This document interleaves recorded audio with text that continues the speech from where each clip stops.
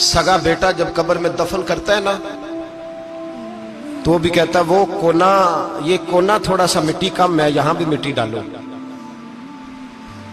पहले लोग रोजाना जाते हैं, फिर हफ्ते के बाद, फिर महीनों बीत जाते हैं।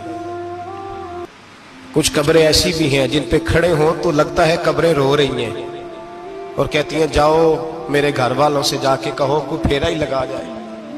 वो एक दफा आए तो सही, कोई मिट्टी नहीं डालता। बादशाहों की कब्रें रोती हैं, सरमायादारों की कब्रें रोती हैं, कोई जाता नहीं।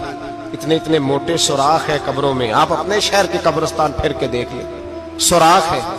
ओ भाई, हजरत मौला अली शेर खुदा कब्रिस्तान गए तो पहले रोने लगे, फिर कहने लगे कब्रों वालों क्या हाल है तुम्हारा। तो आप फरमाते हैं मुर्दा मुझे अंदर से बोल के कहने लगा अली कफन फट गया, हड्डियां टूट गई, माल तो दे आए थे वारसों को, पर हिसाब हमें देना पड़ रहा है, तू बता पीछे क्या हालात है। तो हजरत अली कहने लगे तुम्हारी बीवियों ने और निकाह कर लिए, तुम्हारे दोस्तों ने नए दोस्त बना लिए, तुम्हारी औलादों ने तुम्हारे बगैर जीना सीख लिया, तुम्हारी जायदादें बट गईं, तुम्हारा पैसा तकसीम हो गया।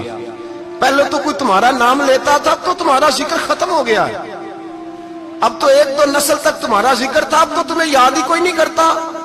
कहते हैं लोग यहां कोई रहा करता था, यहां कोई हुआ करता था, अब तो तुम किस्सा पारीना किस्सा माजी हो गए।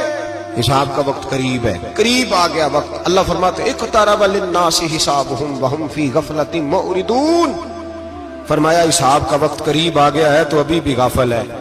जुम्मतुल विदा, एक परेशानी लगाने का इरादा था, बड़ी परेशानियां पाली है, एक परेशानी और पाल लो। जिसको ये परेशानी लग जाए उसके अमल संवरने लग जाता है। ये परेशानी पाल लो कि अगर मुझे हिसाब देना पड़े। हजरत उमर का फरमान, आप फरमाया करते थे अपना हिसाब खुद कर लो, कबल इसके कि अल्लाह तुम्हारा हिसाब